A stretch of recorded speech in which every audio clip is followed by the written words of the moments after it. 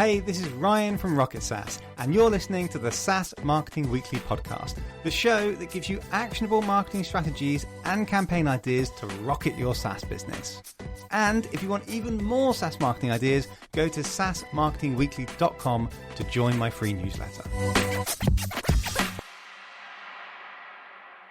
Hey there, welcome back to another episode of SaaS Marketing Weekly, and today we're going to be talking about the buyer journey pyramid. The buyer journey pyramid is one of my favorite simple philosophies in marketing. Whenever I take on a new client, I always go back to this basic fundamental principle and then look to create content to fulfill that principle of marketing. And I find that so many clients are getting it wrong. So let me explain to you what is the buyer journey pyramid and how you can implement this marketing philosophy into your business to create great content that is going to resonate with your audience no matter where they are on the buying journey, get them into the funnel and start getting you leads and sales for your SaaS business. Because SaaS marketing can get really complicated sometimes. There's so many tools, so many automations, so much AI, so many hacks and different things you can do. But I find, and I also think that one of the reasons why my agency Rocket SaaS has been so successful over the last few years, even though we've been going through a difficult time economically in the UK and the whole world, is because we stick to the fundamentals of marketing, and the buyer journey pyramid is very much one of those. So let me describe it. Imagine a pyramid, and then imagine that pyramid is split into 4 sections from top to bottom. The whole pyramid represents everybody in your target audience. So the whole pyramid is everybody that could buy your product or your services. Now, the top row of the pyramid, right at the very top at the point, is the smallest section of the pyramid. That makes up 3% of the pyramid. And that 3% represents the people that are buying now. So it's those people that are actively seeking a product to solve the problem. So they are having meetings, they're Googling, they're looking to book demos, they've unlocked the budget, they've got sign off from their CEO, they're ready to go. But obviously, those people are very rare. There's not many people in that stage, only around 3% on average. Then the next row down the pyramid, about 17% of people is what we call information gathering. So they're not quite ready to pull the trigger, to book a demo, to have a sales call, but they're researching companies. They're considering their options. They're Googling. They've got their ears and eyes open on social media. They're looking for a provider. Now, if you put those top 2 rows together, the 3% of buying now and the 17% of information gathering, that makes up 20% of your total target audience. Most SaaS companies that I meet are only targeting those top 2 rows. They're only targeting people that are looking for their solution or considering a competitor. They're at the end of their buying journey. So that means that those people are missing out on 80% of their target audience. So let me continue down into row number 3. Row number 3 is 20% of the people. 20% of those people are problem aware. They're aware that they've got a problem, but they're not yet searching for a solution. The reason they're not yet searching for a solution is maybe they're too busy, or maybe it's not a number 1 priority in the business right now, or maybe they don't have the budget. There's lots of different reasons. And then finally, the bottom part of the pyramid, the fattest part of the pyramid, makes up 60% of your target audience. And those people are what we call not problem aware. They are unaware that they've even got a problem. And that is very common in business.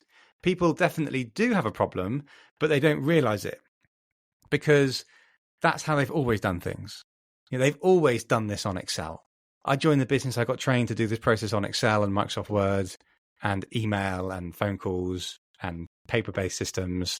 That's how I've been trained. That's how the company's done it for the last 15 years. I didn't know that was a problem. So what I'm going to do in today's podcast is I'm going to break down all 4 of those areas. I'm going to teach you how to create content for all 4 of those areas, because that is absolutely critical for you to create a marketing funnel that is going to get the maximum number of your total target audience into the funnel.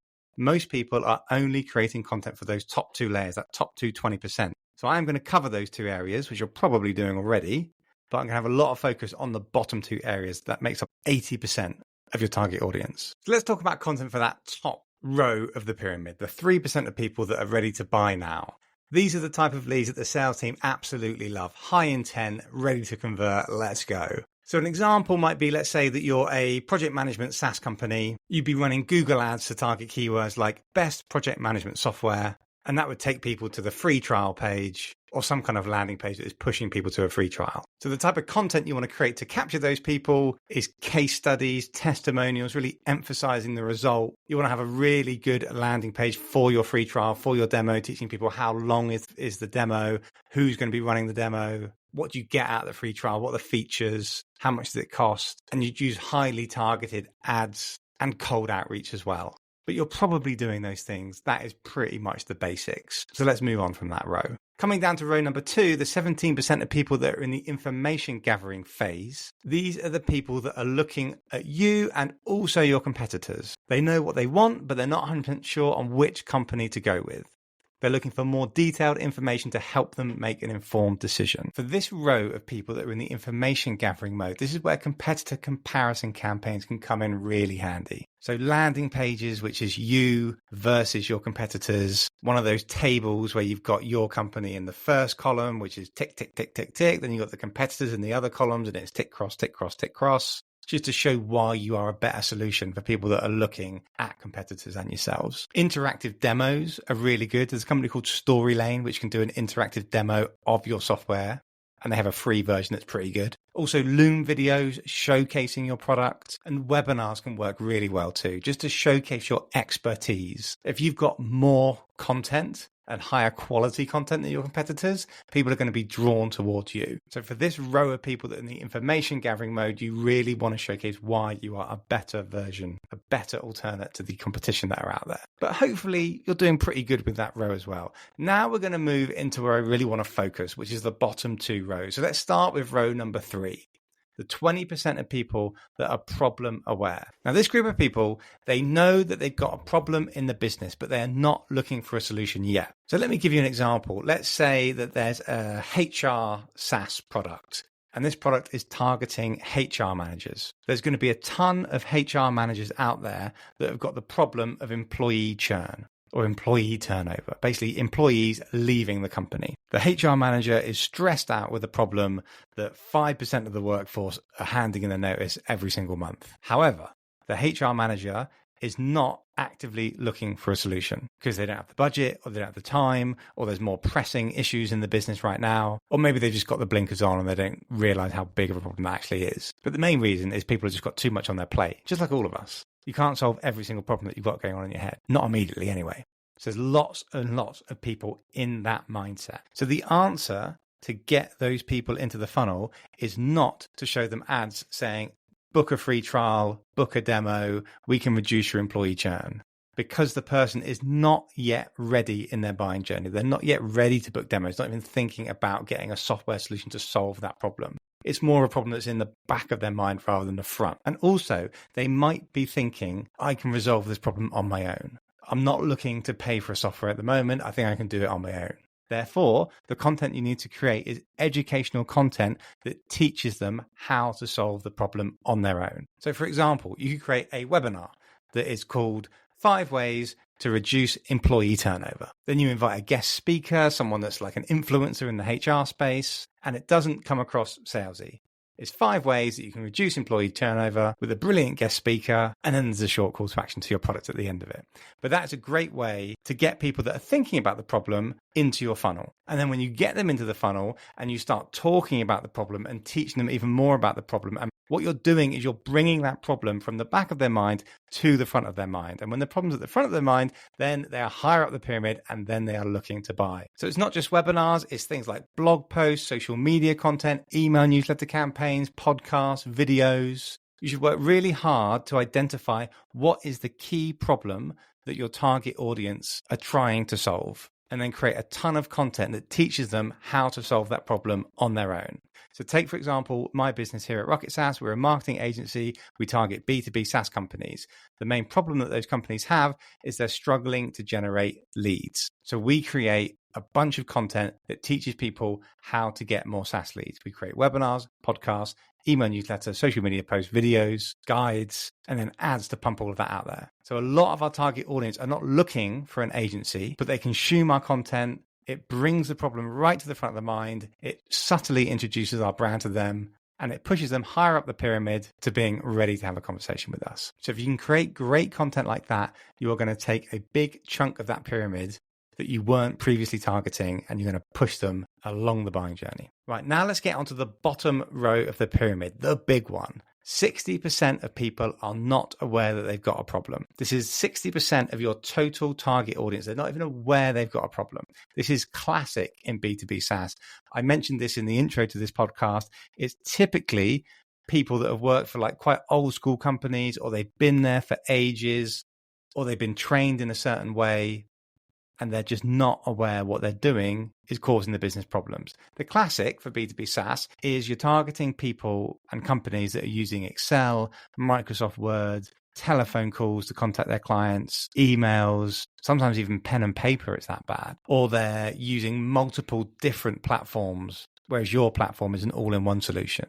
So that's also very, very common. So you need to teach people and educate them with content to say that, did you know that using Excel to try and manage your data is causing you so much time? There's no automation. There's loads of errors and bugs that happen. You're at massive compliance risk. Your team probably hate it. And your competitors are using the latest, greatest digital AI software that is going to just propel them much further ahead of you. So we need to create content to educate them about what they're doing now, why it's a problem, and then you introduce your solution to say, this is how you can solve that problem. So let me give you an example. Let's say you're a SaaS platform that was for timesheets. So people that have to clock in and clock out of their workplace. There's so many businesses that are doing pen and paper timesheets, or they're doing timesheets that people have to enter into a spreadsheet. The employee enters it and then the boss checks it, all on a shared Excel document. That's how the business has always done it. Got hundreds of people using that system. That's just how it goes. So they're not even aware it's a problem. They're certainly not looking for a solution. So you need to create content to teach people why that is a problem. So there's loads of ways that you could do this, but one example might be a short video titled Why Your Excel Timesheets Are Costing You More Than You Think. And this video talks about the common issues that they're probably aware of, like the manual errors, the time lost to data entry, the missed billing opportunities. And then you explain how these inefficiencies can lead to a significant financial loss. And then at the end of the video, you subtly introduce your software as a way to automate and streamline this time tracking process. And then you do the same with guides and ebooks. Case studies are fantastic. So if you're that sort of business, you've probably taken on clients that used to be like that. They used to use Excel and now they're not. Now they're using your software. So get a really awesome case study and try and extract as many facts and stats as possible to say, this company used to spend 120 hours on Excel timesheets every single month. They now spend 8 hours with our digital solution. This is the steps that they took. This is how you can do it too. Oh, and by the way, this is the impact that it had on that business. This is how this business has scaled and grown, the money that it saved, the time that it saved since working with us. Another example would be businesses that are using multiple softwares, multiple SaaS tools to achieve something that your system does within one package. So I've started working recently with a client. They're a really awesome all-in-one SaaS solution for project management. So they're targeting companies that are doing project management. And we've identified that a lot of the companies that we're going after, pretty much most of the market, are doing project management, obviously, but they're using multiple tools to achieve that. So they're using tools like Asana to do task tracking, Xero or QuickBooks to do their accounting, Harvest or Clockify to doing their time tracking, Timetastic for their staff holiday bookings. And then the list goes on, like Google Drive to track their documents. So there's 5, 6, 7 different softwares that they're using to run their projects. So how much is that costing at all those different subscriptions? The data is completely siloed. So if you're tracking your project tasks in Asana, it doesn't connect with Xero and tell you how much you're invoicing the client. The data is just all over the place. But one of the challenges is people are not aware that it's a problem. They're not aware that an all-in-one solution exists. They think all of those 6, 7 standalone products are brilliant, because they are. They're brilliant at what they do. But the light bulb never went off to say, oh, there might be an all-in-one solution here. So creating content to educate the audience to say, you're probably running your projects using all of the following softwares. Did you know how much that is costing you? Not just in the subscriptions, but in the time it's taking your staff to jump around between the different platforms, to take the siloed data and bring it together. The mistakes you're making because you're time tracking this project and yeah, well done, you've done it on time, but you didn't realize that it's actually gone way over budget because the data's in a different platform. that's a problem. So we're creating videos, we're creating case studies, creating guides, creating webinars to teach people that what they're doing now is wrong. Well, it's not wrong. It's just not very efficient and it's costing them a lot of money. And there is a much better way. So we're going to be pumping that content out to that bottom row of the pyramid, that 60% of people that are not aware that they've got a problem. And that's going to have a huge impact on the marketing, as opposed to us just creating content saying, book a demo, book a free trial, we're a great project management tool. You're going to sound like everybody else. So if you can connect with people about the problem and explain to them you've got a big problem in your business, it connects with them emotionally, gets them nodding their head, as opposed to just trying to sell them something, which they're very close-minded to. So those are the 4 areas of the pyramid that I want you to focus on. So next time you're doing a marketing campaign for your product or your solution, think about creating content for all 4 of those areas. The people that are ready to buy, the people that are looking at your competitors and gathering information, the people that are aware they've got a problem but they're not yet ready to buy, and also the people that are not even aware they've got a problem. Because the buyer journey pyramid and looking at content about those 4 rows gives you a brilliant roadmap to creating great marketing content that's going to resonate with all of your audience, no matter where they are on the buying journey. You're essentially creating tailored content for everybody. If you are only focusing on people at the top of the pyramid, you are missing out on 80% of your buying market. So I hope that's resonated. I hope you're inspired to create some great content around solving the problem and teaching people that the way they're doing things now is not quite the right way to be doing things. There's a big opportunity here. And if you need support in creating that content, that's what me and my agency Rocket SaaS do. We love creating content for SaaS companies. We love boosting that content and getting it out there with ads. And we focus on creating content for all 4 of those areas of the pyramid. So if you want to chat, go on to rocket-sas.io. You can book a free marketing strategy call with me. I'd love to chat about your brand and where you're at with your marketing right now and how we can support you. But no matter what you're doing, have a great rest of the day. See you next week.